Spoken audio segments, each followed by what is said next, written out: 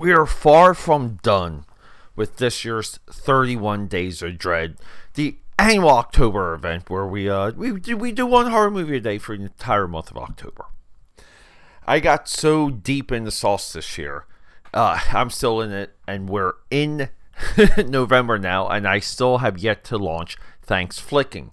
Hopefully, maybe you guys will get that around the 11th, 12th, or 13th of this month. There's something I love about time. Time forgets, and we get to go back and re-explore. And that's the way we have to look at the career and the work of Bret Ratner. We're talking Red Dragon. This is his movie, and it is his movie. So let's get into it. Hannibal Lecter. I got some big bombs to drop. We gotta get into it for the extended 31 Days of Dread. Let's go, my AKAPADers. It's October, and it's time for the 31 Days of Dread. This is where you get one horror movie a day for the entire month of October. That's how much we love horror. That's how much we love Halloween on the Film Buff podcast. And here's the crazy thing. This is the longest running horror event in all of podcasting. So get ready. We're going to rock and roll. We're going to scare our socks off. And yes, we're going to be grabbing some candy. Maybe some cereal. Let's go. Just feel these intros, my patters, they get longer and longer. I just want to add so much. I just want tease and tease and tease and tease. Before we go any further, you have to understand Thomas Harris. He's our author. He's the guy that wrote this book.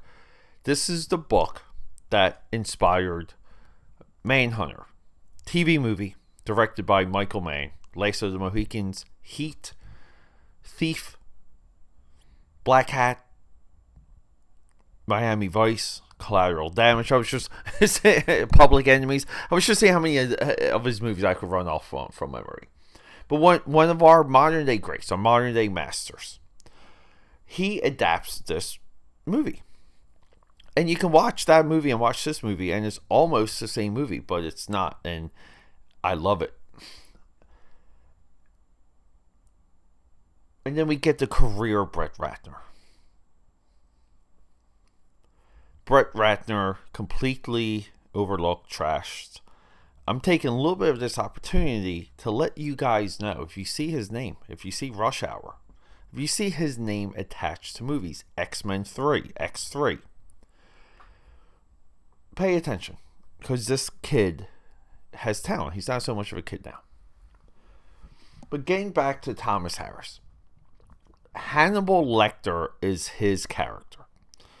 All of these interpretations, these productions, how they bring to life his character, he's involved with.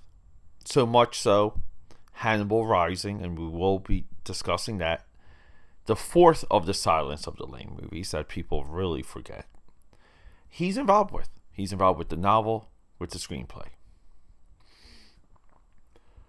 I have to go on record.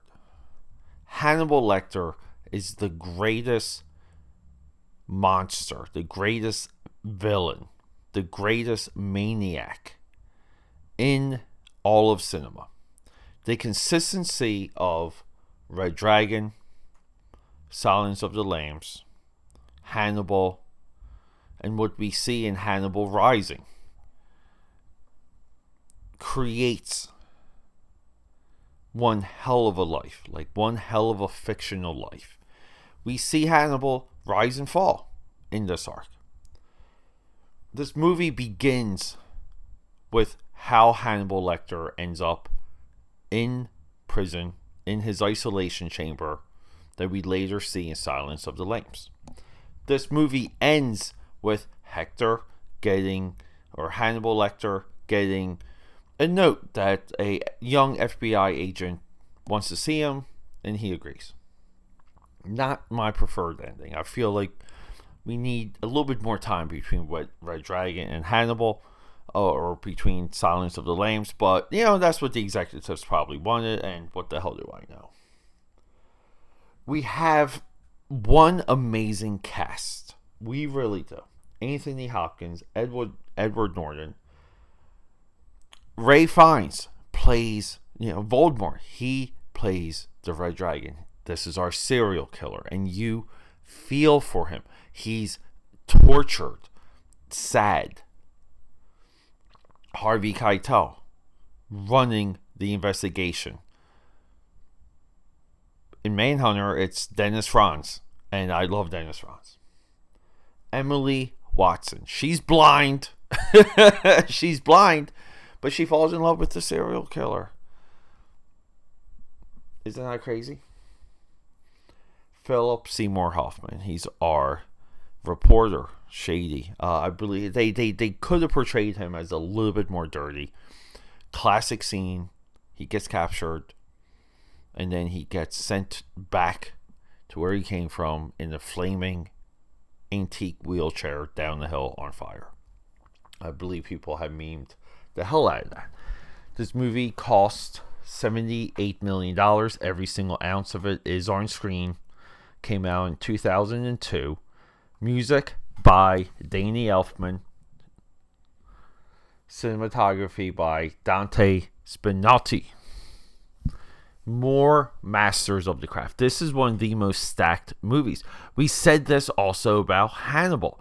If Silence of the Lambs wasn't attached to the statue, to Oscar Gold, these movies would, number one, never have come out, nor would they have got the best of the best of the best in Hollywood to adapt them. I just want to see who wrote this real quick. Ted Talley. Did I look him? I didn't go through his filmography, but wow, he wrote Silence of the Lambs, The Juror, Before and After, all the Pretty Horses. I love All the Pretty Horses. Red Dragon, Shrek 2, Mission to Mars, right? AKAPAD.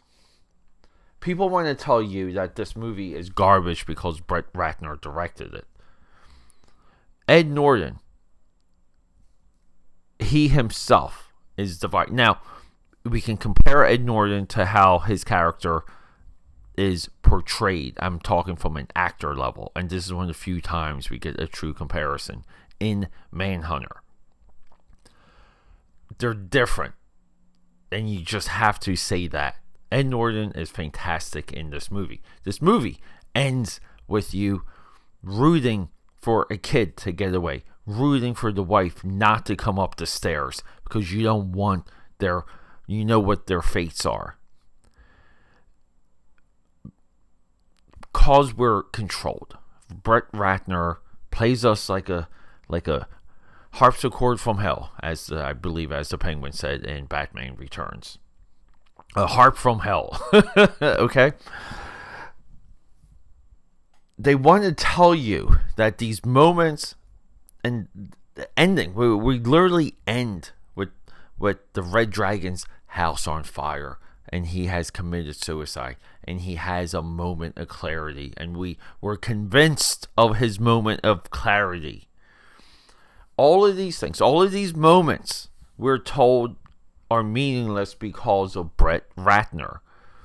And Bret Ratner does nothing but entertain us. He does nothing but make good movies.